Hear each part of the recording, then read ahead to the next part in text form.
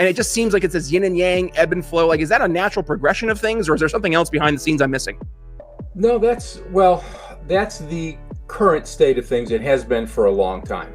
Freedom kind of goes like this. It kind of jumps up and then it falls off. And then it kind of jumps up and then it kind of falls off. And there is a root problem to it. It's something I don't go into usually, but it comes back to primate chemistry. Instead of focusing on winning arguments, we're teaching the basic fundamentals of sales and marketing and how we can use them to win in the world of politics, teaching you how to meet people where they're at on the issues they care about. Welcome to the Brian Nichols Show. Hey there, folks. Brian Nichols here on another fun-filled episode. Yes, the Brian Nichols Show. I am, as always, your humble host, joining you from our lovely Cardio Miracle Studios here in sunny Eastern Indiana.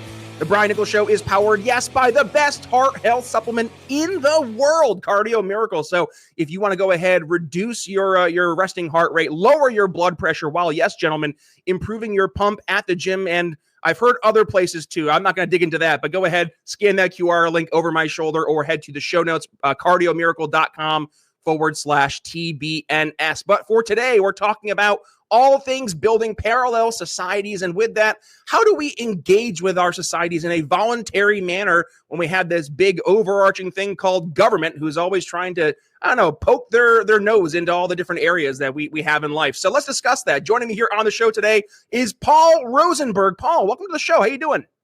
I'm well, thank you. I'm glad to be here. Great to have you here, Paul. Looking forward to digging into all things voluntarism, cryptocurrencies, parallel societies, and more. But before we do that, Paul, do us a favor. Introduce yourself here to the Brian Nichols Show audience. Oh, sure. I'm a longtime crypto advocate. I started in the 1990s around the original cypherpunks group. I ran a very serious anonymity system called Crypto Hippie for many years. I've been involved with all things, crypto and Bitcoin and cypherpunk for a long time, and I write a lot of books. I have a monthly newsletter that I'm actually getting ready to wind down, but it's called Free Man's Perspective, and we've been doing that for 14 years plus. So that's, and I've been involved with the Parallel Polis people in Prague since the beginning. And, so talk to us about the idea of these parallel societies, because a lot of folks who are listening to the show today, by the way, we are a very diverse audience. We have some folks who are more in your traditional libertarian world or libertarian ethic, right? But a lot of folks who listen to the show are more business oriented or more health conscious. So this might be an area that they're just not super well versed in. So just, Paul, give us the I guess the Spark Notes version, right? What's that old book you could read? Crypto Parallel Societies for Dummies, right? Just kind of give us the black and white overview for us. Sure. The world is full of parallel societies. Any group that is not completely conforming to the main line is a parallel society. Forever and ever, the Jews were a parallel society, still are. The Christians, for a long, long time at the beginning, were a parallel society, and many groups of them still are. Just to pick the early 20th century, the Pentecostals, the Quakers have always been a parallel society. Mm-hmm. And under communism, there were lots of parallel society sort of groups in Eastern Europe, which is where our modern term for it comes from. Some work that was done in the late 1970s in the Czech Republic. But a parallel society is people who want to be different, who want to not have to conform to the system, because let's face it, the system always lags behind. Better people always want to escape it. They always want to do something better. There's always people who can see that the great blob, just doesn't move. It's a dinosaur. And we don't want to be dinosaurs. It's a bad human model. It stifles growth always, everywhere. Everywhere, the bigger the model, the more it stifles growth. I mean, that was the idea at the beginning of the United States. Jefferson raged all the time on consolidation, which was what we would call centralization. Same exact thing. And they all go about it. And even if you read the Federalist Papers, they're all talking about how do we get power over here and power over here and not let it to get consolidated in a capital city where one way or another they're going to abuse us. And so parallel societies are that idea. And as it happens with increased communications, it's much easier to do, at least in many ways. That was the magic of the original cypherpunks, as we said. It's a complicated story, of course, but we've got encryption that nobody can break. And now we have what we call public key encryption. So it really works on this new internet thing. Mm-hmm. And we just kind of all at one point or another said, oh my God, we have Terra Nova. We can do what we want. And nobody can say anything about it. And then, of course, the next thing is, well, how should we live? How should we do this thing? And then immediately on the heels of that, we have great communication. Nobody can intrude upon us. Wouldn't it be really good to have some money? Then we can do business this way. And so that took a long time to really, I mean, there were a lot of experiments, some of them better, some of them worse, and some of them that worked pretty darn well, but had certain limitations, which is what really caused Bitcoin to be made. And, it's all from, we were clearly a parallel society. If you read the early Satoshi stuff, it's the war of the old world against the new. Mm-hmm. You read, the crypto-anarchist manifesto and all those things. That's exactly what it was. And so parallel societies are how humans move forward. It just is.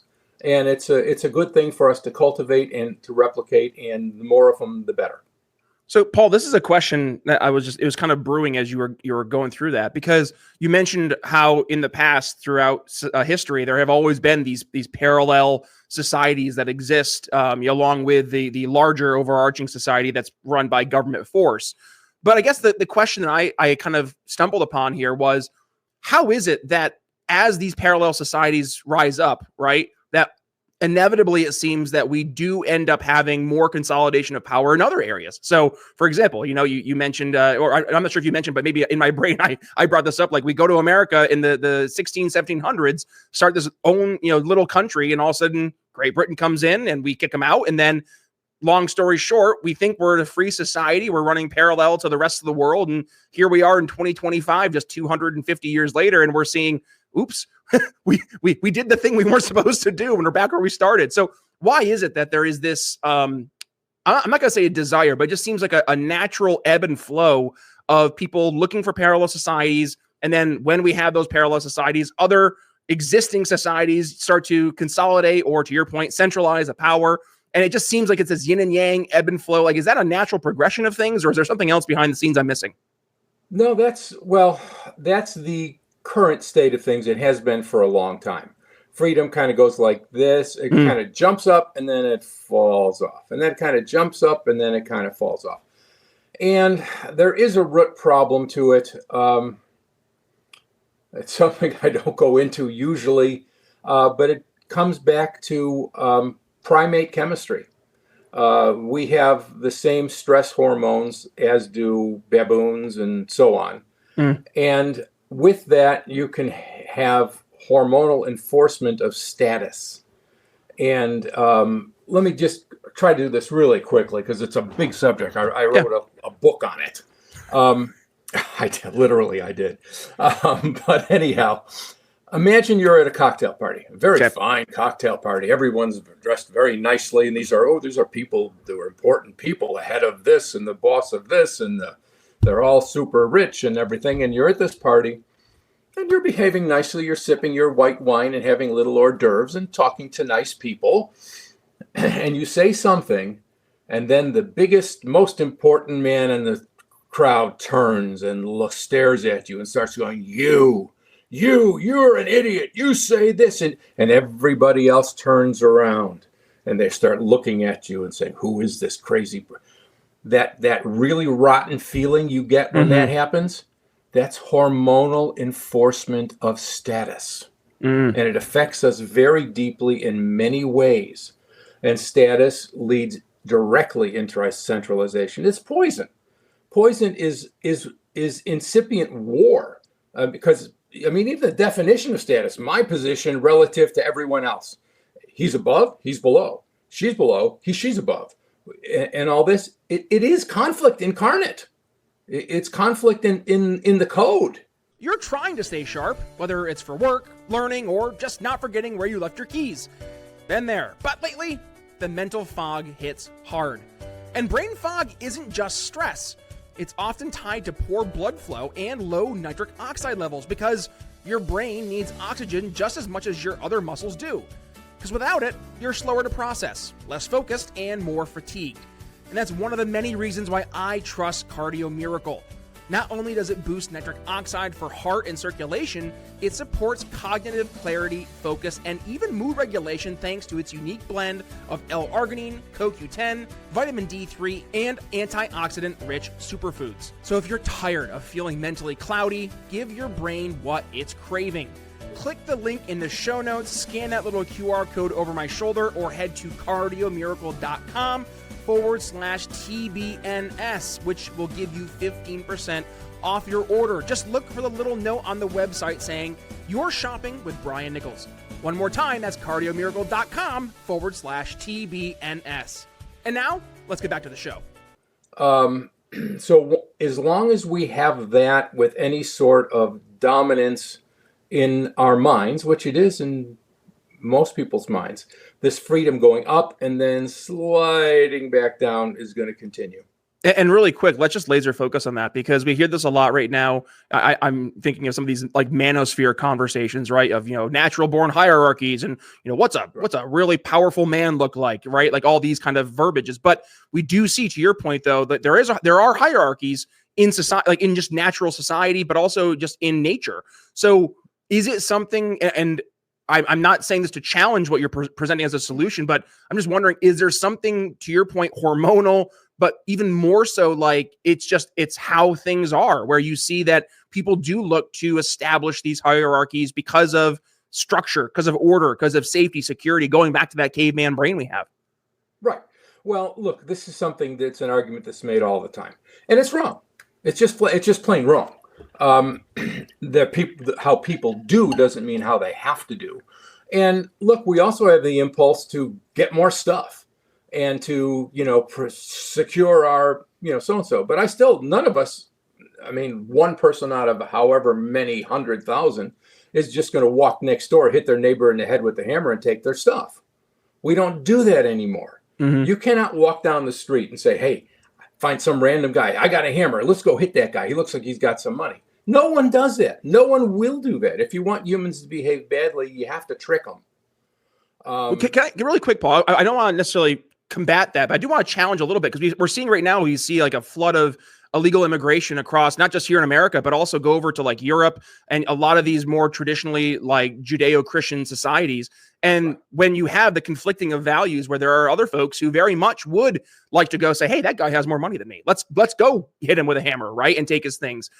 Is it because there is more of a structure to that Western type of mindset versus call it like just our traditional, like just straight out of the box caveman brains?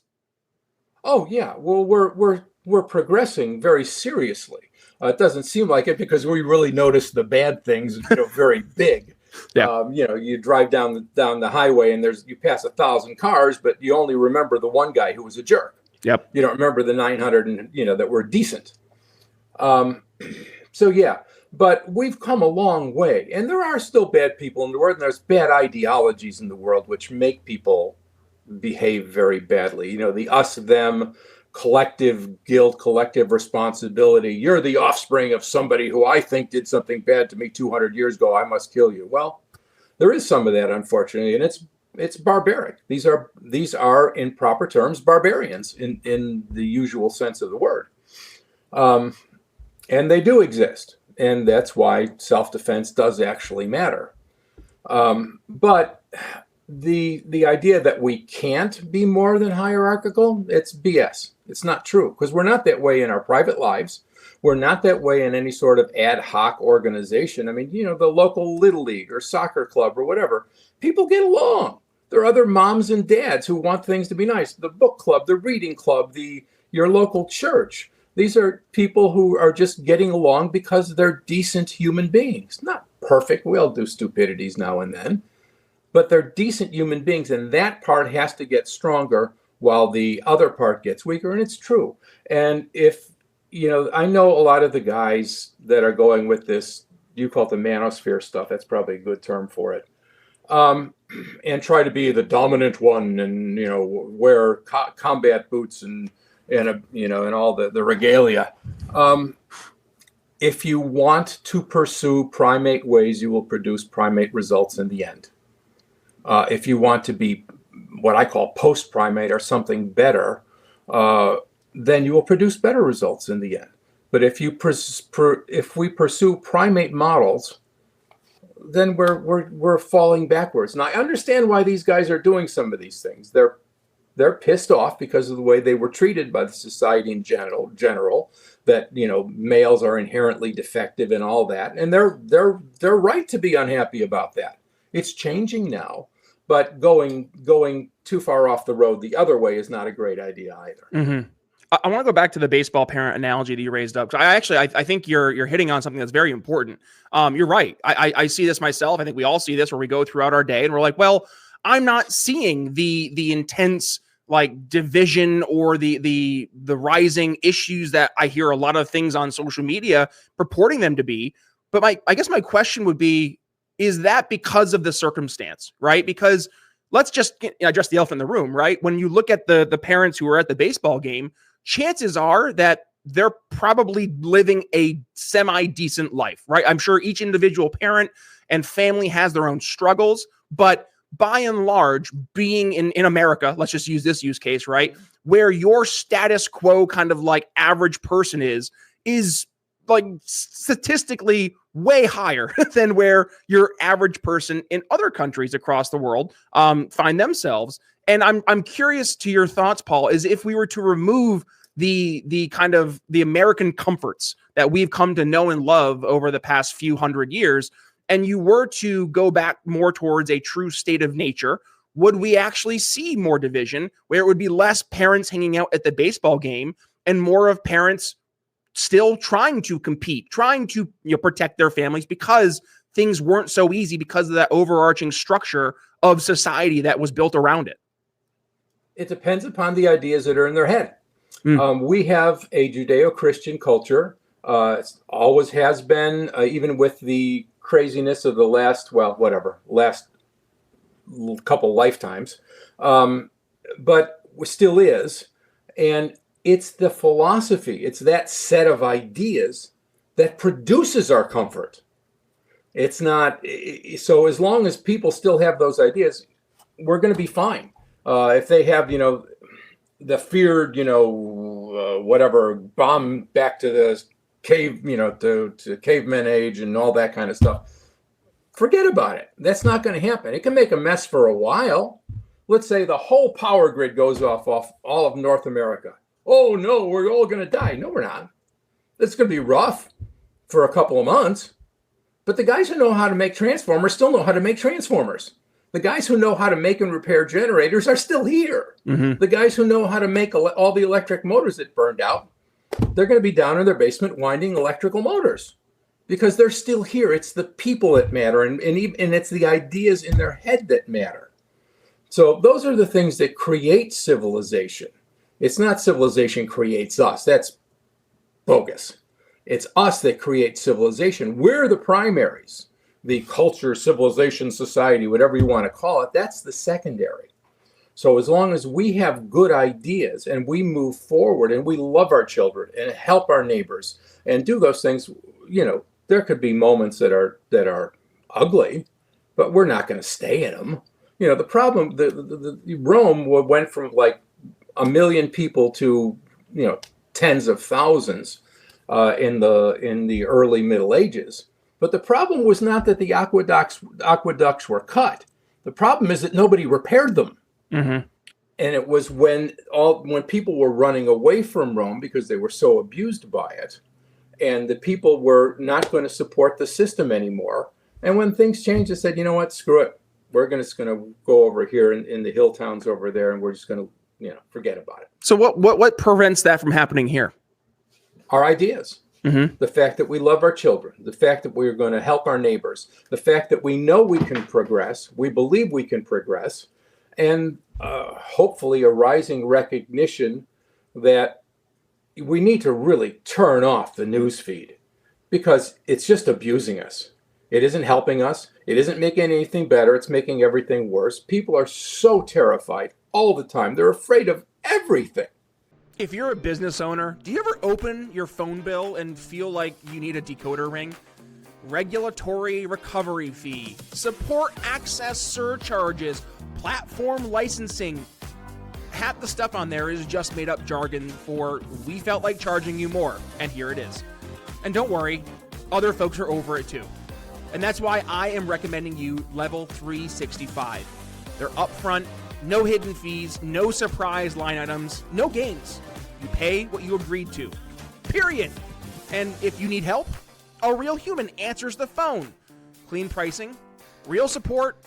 It shouldn't be revolutionary, but here we are.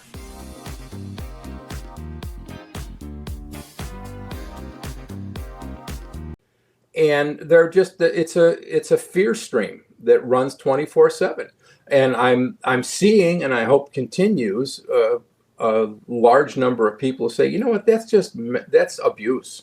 That's bad for your mind. Turn it off. You don't need that. Let me ask you this though, Paul. Like, is there at least some merit though in some of those concerns? Because I hear you. Like, I remember one of my favorite political science professors used to say back in the day, the evening news is the only TV channel you turn on and says good evening, and then proceeds to tell you for 30 minutes why it's not. And right. You're spot on, right? Like when you talk about in sales, the two major emotions that people will leverage to make a buying decision are fear and love. And fear is absolutely the strongest one because we have that that just, call it coded instinct to protect right. ourselves, our families, our communities. So I say all that like that. If we know that fear exists as a leverage tool, but there has to be, and I'm going to point at just the illegal immigration conversation, because that's been a really big area in America over the past 5-10 years. As we saw, especially during the Biden administration, it was millions of folks literally every year flooding over the border. I think that goes away from being less like, oh, this is just online to no, this is really impacting our communities. And we saw this really rise up during the election where, yes, Trump was obviously really pushing the whole, they're killing the dogs, they're killing the cats, right? But take that and put it to the side. There were very real concerns from communities about the influx of illegals into their society. And just also to what you were talking about before, the importance of what we value to make society work, which is, what we believe in, being the good people. And I'm seeing a lot of these folks, there are exceptions to the rule, obviously, but there's a lot of folks who have come over to America who not only have no interest in learning American culture or assimilating into our culture, but rather standing firmly against our culture and in many ways as an antithesis to our culture. You hear what I'm saying there?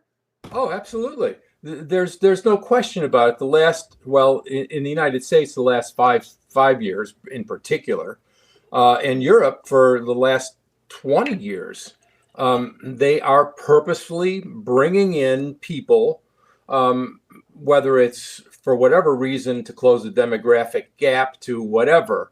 But these are big power, the big power stuff, bringing this in. I mean, Europe is absolutely destroying itself. Not only are they bringing in lots and lots of people, many of whom just go on the dole, but they've taught people of an oppositional philosophy. And it's turning Europe into a third world continent. Oh, it's unreal. And Europe could have saved itself beautifully. Europe could be having a renaissance. All they had to do was say, oh, there's 100 million or whatever, 50 million Mexicans who want good jobs, who are living poorly and want to escape and go somewhere where they can earn just a decent living so they can feed their children.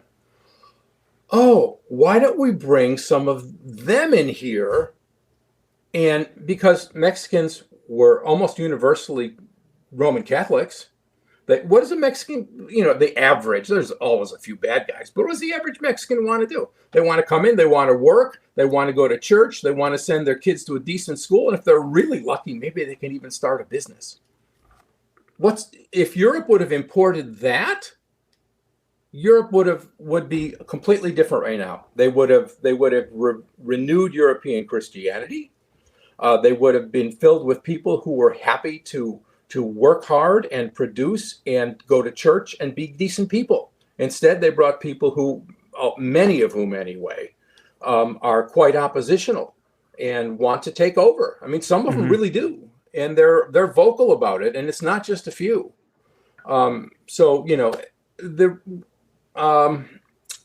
Mass immigration has been used as a weapon against Judeo-Christian cultures. Now, that's not to say that any particular one of those people is a bad guy. Many of them are not, but that's the way it has been used by the big elites. Let's just call it that. And it's, when you get the giant monolith, these are the kind of people that end up running it. And they buy votes, whether legit or through advertising. And the shame on the American people is that buying votes seems to work. Yep. People respond to the ridiculous ads and vote, I'm going to vote for that guy because she's way scarier, that kind of stuff. The fact that works is why we have these these gigantic systems that can abuse us and get away with it. Well, and let me not necessarily push back, but offer a different perspective. I almost feel that we can walk and chew gum at the same time, Paul. I feel that we could support parallel societies, much like what you're advocating for, while also voting in defense, right? Which I'm not to say that that's the ideal, but I do see that it logically checks out. For example, I unfortunately had to make the claim here, or not claim, but the assertion on the show that I was going to vote for Donald Trump back in 2024. I didn't do so enthusiastically. I did so more as an act of self-defense, because as all the issues I see with Donald Trump, both before the election, during his past presidency, and by the way, what we're experiencing right now as we're recording here today with the whole, Elon Trump fiasco, the big, beautiful bill, all that jazz, I would still fundamentally want someone like a Donald Trump versus Kamala Harris. And I look at someone like a Kamala Harris and the party, the philosophy, the mindset that she represents as antithetical to American values. And I would just, see all the major red flags that we were talking about here today, that millions of people pouring over our borders, just the lack of empowering the individual, the lack of enabling these parallel societies. I think that would have gotten even worse under a Harris administration. So while at the same point in time, I want to build these parallel societies, and that's partly what we do here in the show, is talk about solutions that people are building up outside of these traditional means.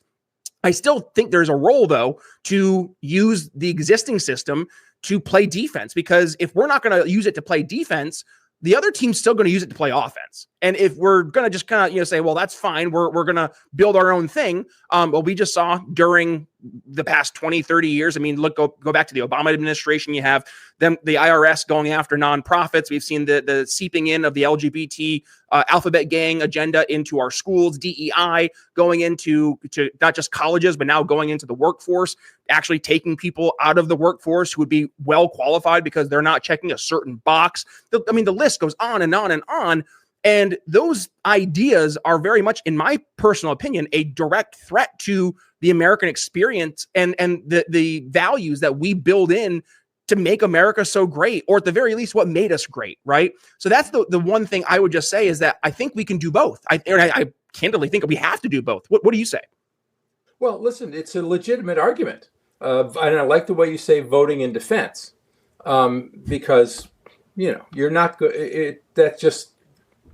I understand that. It makes sense. And my God, I'm so glad with what's happening now compared to what would have happened under a Harris administration. I mean, they got rid of USAID. They're dismantling the Department of Education, on and on and on and on. Those are all, to me, very good things. So I understand what's really interesting. The important things, I think, are the things that change the debate, that changes slowly. I mean, look at Bitcoin. Bitcoin and all the crypto stuff. It began years ago, a long time ago now, but we've changed the terms of the debate. People are talking now about Bitcoin. I mean, we started out, we were crazy people. We were lunatics. Yep. back in the crypto era before Bitcoin, we were double lunatics. We're crazy. But my God, the president of the United States, you name them all, they're talking about Bitcoin and cryptocurrency. Yep. We've changed the world. And now from henceforward forever, everyone knows decentralized currency works. That's one of the hardest things to do in practice, is to decentralize currency. We have trust without any trusted party. Yep. That's never happened before.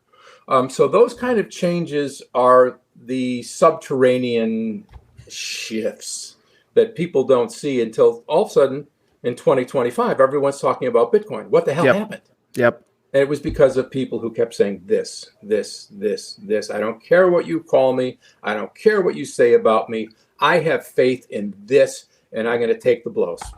Here. All right. So, Paul, you have a book, a newsletter, The Free Man's Perspective, and your podcast, The Parallel Society. Do us a favor as we wrap things up today. Let folks know where they can go ahead, subscribe to those, and also call to actions or final thoughts for the audience today. Sure. First of all, freemansperspective.com. Just how it sounds. We've got all kinds of stuff. You'll see. We have a newsletter. It runs through the end of the year at least.